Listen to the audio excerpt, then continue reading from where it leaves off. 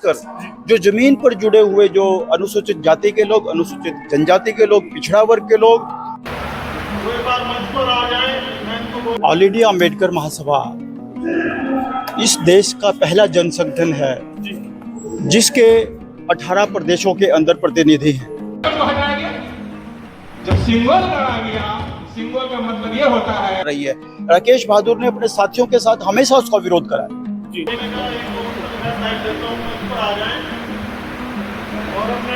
है। हमारा जो कोर ग्रुप है वो बैठकर निर्णय लेगा कि जो आने वाला जो समय है, जो 2024 है, जो खासकर जिसको हम खतरा मान करके चल रहे हैं कि 500 से 1300 तक जिस समय इसमें युवा भी, चंडीगढ़ के भी युवा बहुत लोग आए थे और ये लगभग। नमस्कार, स्वागत है आपका कंचन टीवी पर। हम चंडीगढ़ में हैं, क्यों हैं? क्योंकि यहाँ पर ऑल इंडिया अंबेडकर महासभा के द्वारा एक अधिवेशन किया गया। अधिवेशन हम किताबों में पढ़ते आए, किस तरह का अधिवेशन होता है और क्या इसमें होता है, उस पर मैं बात करने के लिए टीम के साथ पहुंचा हूं और मेरे साथ है राकेश बहादुर जी। राकेश बहादुर जी वो शख्स है जिन्होंने ऑल इंडिया अंबेडकर महासभा की नींव रखी थी।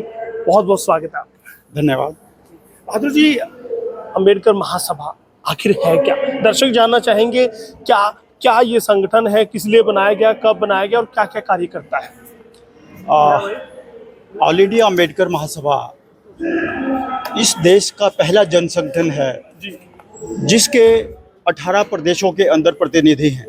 इस देश के अंदर बहुत सारे बड़े बड़े संगठन हैं, जनसंगठन हैं, लेकिन वो या तो ज़िला लेवल पर हैं या स्टेट तक सीमित है या एक दो स्टेट के अंदर है।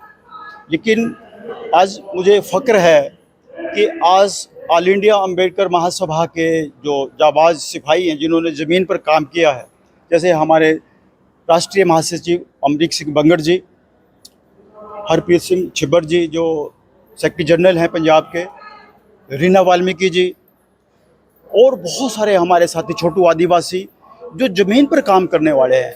असल में ये संगठन जो ज़मीन पर जो दलित समाज के लोग, आदिवासी समाज के लोग, पिछड़ा समाज के लोग और अल्पसंख्यक समाज के लोग जो ज़मीन पर बाबा साहब की विचारधारा को बचाने के लिए, भारत के संविधान को बचाने के लिए लड़ाई लड़ रहे हैं, हम उन सभी साथियों को इकट्ठा करके आज हम ये निर्णय लेंगे, क्योंकि ये कल दोपहर 2 बजे तक ये सम्मेलन चलेगा। हम रात को बैठ करके हमारे जो देश के जो बड़े शीर्ष नेता हैं, हमारा जो कोर ग्रुप है, वो बैठकर निर्णय लेगा कि जो आने वाला जो समय है, जो 2024 है, जो खासकर जिसको हम खतरा मान करके चल रहे हैं, उन परिस्थितियों से कैसे निपटा जाए, उस उद्देश्य को लेकर के हमने ये राष्ट्रीय अधिवेशन बुलाया है।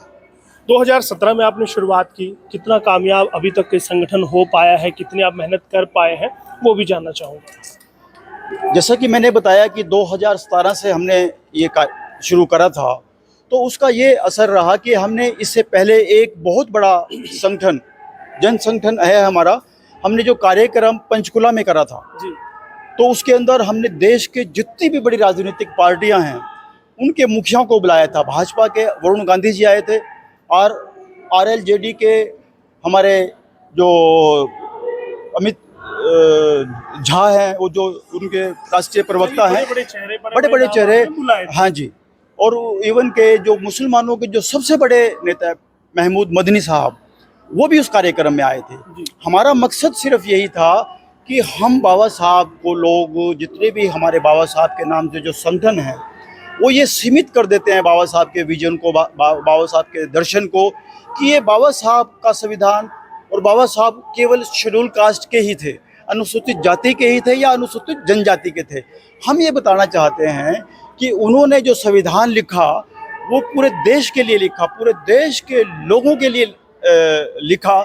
इसलिए हम इसके अंदर खासकर जो ज़मीन पर जुड़े हुए जो अनुसूचित जाति के लोग, अनुसूचित जनजाति के लोग, पिछड़ा वर्ग के लोग और अल्पसंख्यक के लोग हैं, उनको हम साथ लेकर के एक आंदोलन के रूपरेखा की तैयारी के लिए हम यहाँ जाएंगे। राकेश बहादुर जी, आप ब्यूरोक्रेसी में रहे हैं, लंबे वक्त तक रहे हैं, क्या तभी सोच लिया था कि रिटायरमेंट के बाद समाज सेवा करूंगा, या फिर एक मिशन, बाद में एक मिशन बना दलितों के लिए, अपने भाइयों के लिए, सोचा कि हाँ अब वक्त है समाज को लौटाने का?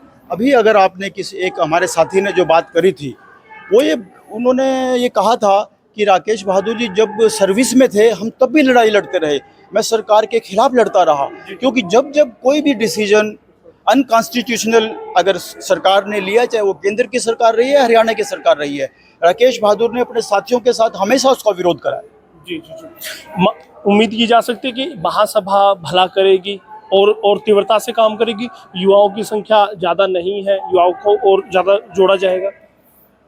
अगर आप सुबह 11 बजे आते, जब पहला हमारा सेशन था, तो ये पूरा पैक था और इसमें युवा भी, चंडीगढ़ के भी युवा बहुत लोग आए थे और ये लगभग 1 बजे तक लोग खड़े थे, इतना पैक था। क्योंकि ये 2 दिनों का सम्मेलन है तो इसमें सेशंस वाइज जो बात होनी है, तो उसमें कल भी देखना, कल भी उसी तरह से हॉल जो पैकअप हो जाएगा, क्योंकि लगातार बैठना सभी के लिए संभव नहीं है। चलिएगा, बहुत बहुत शुभकामनाएं कंचन टीवी की तरफ से रहेगी कि आपकी महासभा यूं ही काम करती है और निरंतर भीमराव अंबेडकर जी के जो नीतियां थी, जो आदर्श थे, उनको जन जन तक पहुंचाता रहे। हाँ, जरूर जरूर, हम ऐसा ही करेंगे। चलिएगा, और अभी अभी एक शख्स आप देख रहे हैं, अमरीक सिंह जनरल सेक्रेटरी है, उनसे भी बात करेंगे। वो अगले वीडियो में बने रहिएगा कंचन टीवी के साथ।